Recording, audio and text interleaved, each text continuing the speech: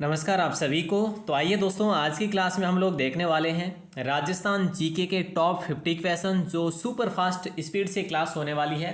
तो ये model paper आपके सभी एग्जाम्स के लिए बहुत बहुत महत्वपूर्ण होने वाला है। तो आप सभी से निवेदन रहेगा आप इस क्लास के एंड तक जुड़े रहें और इन 50 में से आपके कितने प्रश्न सही होते हैं सुपर फास्ट क्लास में। सुपर फास्ट यानी 10, 12 या 15 मिनट के अंदर अपन 50 प्रश्नों का संग्रह देखने वाले हैं, टेस्ट पेपर देखने वाले हैं। तो ये वो चयनित प्रश्न है जो एग्जाम के लिए बहुत बहुत महत्वपूर्ण है। पहला सवाल जो कि आपकी स्क्रीन पर है दोस्तों, अभी आप सभी को विदित है, देखो मावट चल रही है और लाइट की भी समस्या हो रही है। तो एक दो दिन के लिए मैं आपके लिए ये स्क्रीन क्लास ही दे पा रहा हूँ, डिजिटल बोर्ड से नहीं दे पा रहा हूँ। तो आप सभी सुपर फास्ट क्लास के एंड तक जुड़े रहिएगा और देखेंगे कि आप कितने सवाल इसमें सही करेंगे। भानु सप्तमी पर्व कब मनाया जाता है राजस्थान में? तो माघ शुक्ल सप्तमी को मनाया जाता है। इसे सूर्य सप्तमी भी कहा जाता है, इसे सूर्य सप्तमी भी कहा जाता है। कोई दिक्कत नहीं सर। चलिए अगला सवाल है, ओसिया में महावीर जी का मंदिर है, जिसका निर्माण किसने कराया था? ओसिया में महावीर जी का मंदिर, इसका निर्माण करवाया था वत्सराज ने, जो कि प्रतिहार शासक थे। कौन से? प्रतिहार, गुर्जर प्रतिहार शासक थे। अगला सवाल है, 1934 में महात्मा गांधी ने राजस्थान का दौरा किया था, सर्वप्रथम वे किस स्थान पर आए थे? तो मेरे दोस्त याद रखना, अजमेर में आए थे। कहाँ पे आए थे? अजमेर में आए थे। बहुत अच्छा सवाल था, जबरदस्त सवाल था। नेक्स्ट सवाल है, डॉक्टर डी आर भंडारकर ने चौहानों की उत्पत्ति कहाँ से मानी? डॉक्टर डी आर भंडारकर एक इतिहासकार हुए और इन्होंने मानी ऑप्शन ए, खज्र जाति से मानी। ठीक है। और इंद्र के वंशज जो है ये चौहानों का सेवाड़ी अभिलेख की जानकारी मिलती है हमें। और अगला सवाल है कि शीतलेश्वर शिव मंदिर जो है ये 300 से 700 ईस्वी के काल में निर्मित हुआ है। तो ये जो है ना, ये किस काल का, कौन कहाँ पर है? तो झालावाड़ में। ठीक है, गुप्तकालीन मंदिर है, याद रखना कैसा है, गुप्तकालीन मंदिर झालावाड़ में स्थित है शीतलेश्वर शिव मंदिर। नेक्स्ट सवाल है, तालबंदी गायकी किस क्षेत्र की प्रसिद्ध है? तो देखिए दोस्तों, ऑप्शन ए आपका लॉक हो जाएगा, भरतपुर साइड का प्रसिद्ध है, पूर्वी क्षेत्र का है ना। भरतपुर, धौलपुर, करौली, सवाई माधोपुर, जैसे अब डीग हो गया और गंगापुर सिटी हो गया। ठीक है। अगला सवाल है, अंबिका माता का मंदिर जो है जो उदयपुर में है, निर्माण शताब्दी वर्ष कौन सा है? तो याद रखना मेरे दोस्त, 10वीं शताब्दी का है। मेवाड़ का जिसे खजुराहो भी कहा जाता है, मेवाड़ का खजुराहो कैसे कहा जाता है? जगत अंबिका माता को कहा जाता है। महामारू शैली में निर्मित है ये मंदिर। अगला सवाल है, मिर्जा राजा जयसिंह को मिर्जा राजा की उपाधि किसने दी थी? तो ये दी थी शाहजहां ने। किसने दी थी? शाहजहां ने दी थी। कब दी थी अगर ऐसा सवाल है तो 1638 में। ठीक है, तो शाहजहां आपका ऑप्शन हो जाएगा सी। नेक्स्ट सवाल है, जौनपुरी किसका प्राचीन नाम था? जौनपुरी किसका प्राचीन नाम था? तो ये जोबनेर जयपुर होगा दोस्तों, राइट आंसर आपका। ठीक है, जोबनेर का नाम, जो कि आप सभी को विदित है, जोबनेर से कौन थे? हीरालाल शास्त्री जी थे। चलिए, राजस्थान में शंकरा माता का मंदिर जो है ये कहाँ पर है? तो ये आपके झुंझुनू में है, जिसे सकराय माता भी कहा जाता है। खंडेल वालों की कुल देवी जिन्हें कहा जाता है। अगला सवाल आपकी स्क्रीन पर है। नेक्स्ट सवाल है, नीली क्रांति योजना कब से संचालित की जा रही है? नीली क्रांति योजना कब से संचालित की जा रही है? तो ऑप्शन ए आपका सही आंसर हो जाएगा 2016-17 से। ठीक है। अगला सवाल देखिएगा। नेक्स्ट सवाल आपके स्क्रीन पर है, देखिए कि राजस्थान में प्रसिद्ध व प्राचीन सास बहू का मंदिर, जिसे सहस्त्र जो मंदिर भी कहा गया है ना। तो ये मंदिर जो है ये आपका विष्णु भगवान को समर्पित मंदिर है। ऑप्शन बी को सहस्त्र बाहु मंदिर भी इसे कहा गया है। ठीक है, तो ये भी आपको याद रखना है। अगला सवाल देखिए, हर्ष माता का मंदिर किस स्थापत्य शैली का उपयोग हुआ है? हर्ष माता का मंदिर में किस स्थापत्य शैली का प्रयोग हुआ है? तो याद रखना जो है महामारू शैली का प्रयोग हुआ। ऑप्शन बी को लॉक करेंगे। आबानेरी में ये मंदिर कहाँ पे? आबानेरी। आबानेरी कहाँ पे? दौसा में। आप सभी को विदित है। बहुत अच्छा सवाल है। अगला सवाल है, चित्तौड़ आक्रमण के समय अलाउद्दीन खिलजी का कौन सा दरबारी कवि उसके साथ में था? चित्तौड़ आक्रमण के समय अलाउद्दीन खिलजी का कौन सा दरबारी कवि उसके साथ में था? तो अमीर खुसरो साथ में था। और अमीर खुसरो की बात करें, देखो अगर बात करें हम चित्तौड़ आक्रमण की, तो ये चित्तौड़ आक्रमण 11 जुलाई 1301 में हुआ था। आप सभी को विदित है। अलाउद्दीन खिलजी ने यहाँ पे आक्रमण किया था और रतन सिंह यहाँ के शासक थे। ढूंढाड़ राज्य की स्थापना कब हुई थी? तो ढूंढाड़ राज्य की स्थापना 1137, यहाँ पे आपका ऑप्शन सी को लॉक करा जाएगा। अगला सवाल है, कुलाड़े, तीर, भाले, सुइयाँ, छुड़ियाँ, इस प्रकार के उपकरण जो है हमें गणेश्वर सभ्यता से देखने को मिले थे। और गणेश्वर सभ्यता कैसी सभ्यता है? नीम का थाना में स्थित है। और कांतली नदी के किनारे है। कैसी सभ्यता है? सभ्यता है ताम्रयुगीन। रतन चंद्र अग्रवाल ने इसकी जो है खुदाई करवाई थी। ताम्रयुगीन संस्कृतियों की इसे जननी भी कहा जाता है। नेक्स्ट सवाल है, जावर का रामास्वामी मंदिर जो है किसके द्वारा बनाया गया? तो कुंभा की बेटी रमाबाई के द्वारा बनाया गया। ठीक है, ऑप्शन ए को लॉक करेंगे। कृष्ण भक्ति के लिए प्रसिद्ध है मंदिर। अगला सवाल है, इनमें से कौन सा मंदिर मारू गुर्जर शैली में निर्मित है? तो याद रखना ये ऑप्शन डी को लॉक करेंगे। समिदेश्वर मंदिर चित्तौड़ में है ये। ओसिया सच्चाई माता का मंदिर ये भी, और दिलवाड़ा के जैल मंदिर। ठीक है, ये सारे के सारे जो है मारू गुर्जर शैली में निर्मित है। किस लेख में परमाणु की उत्पत्ति ऋषि वशिष्ठ के आबू यज्ञ से बताई गई? तो याद रखना मेरे दोस्त, किराड़ू के लेख से बताई गई। किराड़ू के लेख से बताई गई, जो कि 1161 ईस्वी का है। परमार, प्रत्यार, चौहान और सोलंकी, यानी ऑप्शन आपका डी है जो सही आंसर हो जाएगा। देखो, प्रत्यार, परमार, चौहान, सोलंकी, ये आपको याद रखना है। अगला सवाल है, सरस्वती कंठाभरण नामक संस्कृत पाठशाला किसके समय में जो है बनाई गई?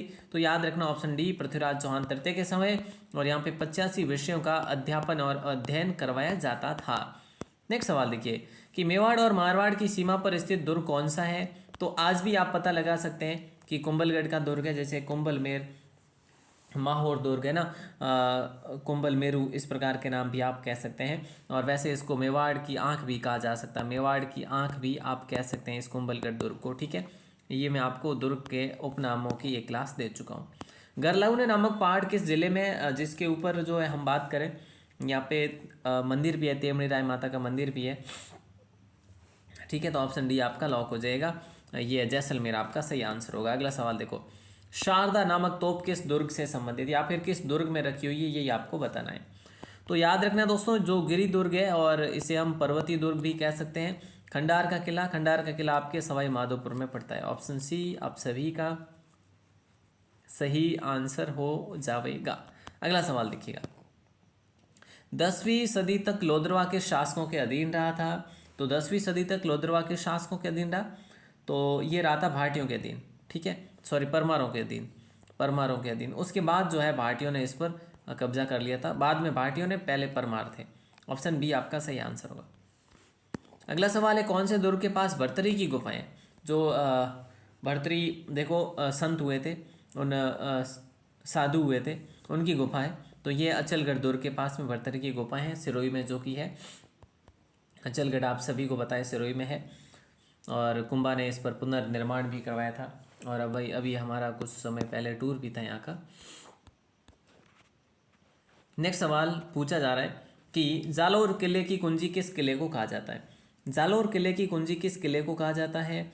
तो शिवाना दुर्ग को कहा जाता है, यानी ऑप्शन ए आप सभी का सही आंसर हो जाएगा। बहुत अच्छा सवाल है। और इस दुर्ग को, शिवाना दुर्ग की बात करें, इसको कुमथाना दुर्ग भी कहा जाता है। क्या? कुमथाना भी कहा जाता है इसको। जालोर किले की कुंजी कहा जाता है, तो मेवाड़ के शासकों की शरण स्थली भी कहा जाता है। ये आप सभी को पता है। ठीक है साहब, ओके। अगला सवाल है, कुमरिया तालाब जो है ना, ये कहाँ पर स्थित है? ऑप्शन बी होगा, उदयपुर में स्थित है। स्वरूप सागर झील का पुराना नाम ही है जो कुमरिया तालाब था। अगला सवाल है, पिंगल श्रोमणी किसका ग्रंथ है? देखिए दोस्तों, पिंगल श्रोमणी की बात करें किसका ग्रंथ है? ऑप्शन डी आपका सही आंसर होगा, कवि कुशल लाभ का ग्रंथ है ये। ऑप्शन डी, यानी मारवाड़ी भाषा में प्रयोग हुआ है। और अगला सवाल है, राजस्थान में किस देवी के मंदिर को दरगाह या वडेर भी कहा जाता है? तो ये बहुत अच्छा सवाल है, ज़बरदस्त सवाल है, एग्जाम में पूछा भी गया है। आई माता मंदिर, आई माता का मंदिर, यानी कि ऑप्शन बी को लॉक करेंगे, बिलाड़ा में है, जोधपुर ग्रामीण में पड़ता है। और अगला सवाल देखिए, मालवा में किस देवी का जन्म हुआ था? देखिए दोस्तों, मालवा क्षेत्र में किस देवी का जन्म हुआ, और फिर वहाँ से वे जो है आंतक से यहाँ पे आए थे, अफगान के आंतक से। तो हम कहें तो बिलाड़ा माता या फिर आई माता, जिन्हें रामदेव जी के शिष्य भी कहा जाता है, और शिष्य थे भी, सिरवी जाति की कुल देवी है। ठीक है, और मंदिर को वडेर हमने अभी पढ़ा, मतलब मंदिर को दरगाह या वडेर कहा जाता है। मिश्रित मरुस्थल को क्या कहा जाता है? देखिए दोस्तों, मिश्रित मरुस्थल, यहाँ पे मरुस्थल के बारे में थोड़ा जान लो। ये इर्ग किसे कहा जाता है? पूर्ण शुष्क मरुस्थल, पूर्ण शुष्क मरुस्थल को जो है कहा जाता है इर्ग। ठीक है, और हम बात करें रेग की, तो रेग कहा जाता है मिश्रित मरुस्थल को, है ना, मिश्रित मरुस्थल को रेग कहा जाता है। और महमदा कहा जाता है पथरीले मरुस्थल को। तो ये तीनों सवाल बनते हैं अलग अलग, तो इसको अच्छे से याद रख लेना। अगला सवाल देखिए कि राजस्थानी भाषा के पाणिनि किन्हें कहा जाता है? राजस्थानी भाषा के पाणिनि किन्हें कहा जाता है? तो ये सीताराम लालच को कहा जाता है। ऑप्शन डी को लॉक करेंगे। इनको 1977 में पद्मश्री भी दिया हुआ। मैं एडवांस भी बता रहा हूँ, थोड़ा समय लगे तो थोड़ा एडजस्ट कर लेना। राजस्थान में लोकायुक्त की नियुक्ति कौन करता है? तो राजस्थान में लोकायुक्त की नियुक्ति जो है राज्यपाल के द्वारा की जाती है।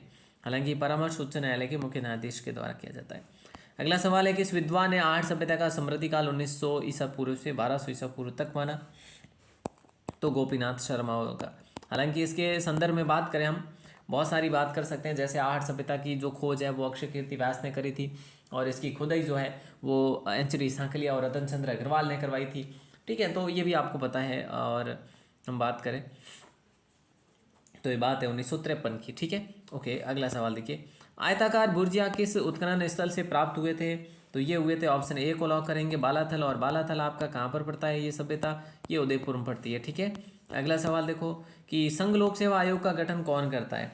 तो संघ लोक सेवा आयोग का गठन करता है राष्ट्रपति भैया। ओके, अगला सवाल है, पोथीखाना चित्रकला संग्रहालय कहाँ पर अवस्थित है? तो ये आपके जयपुर में है। ऑप्शन सी आप सभी का सही आंसर होगा। अगला सवाल है, किस विद्वान ने आर्य सभ्यता का समृद्धि काल? ये आपका गोपीनाथ शर्मा होगा।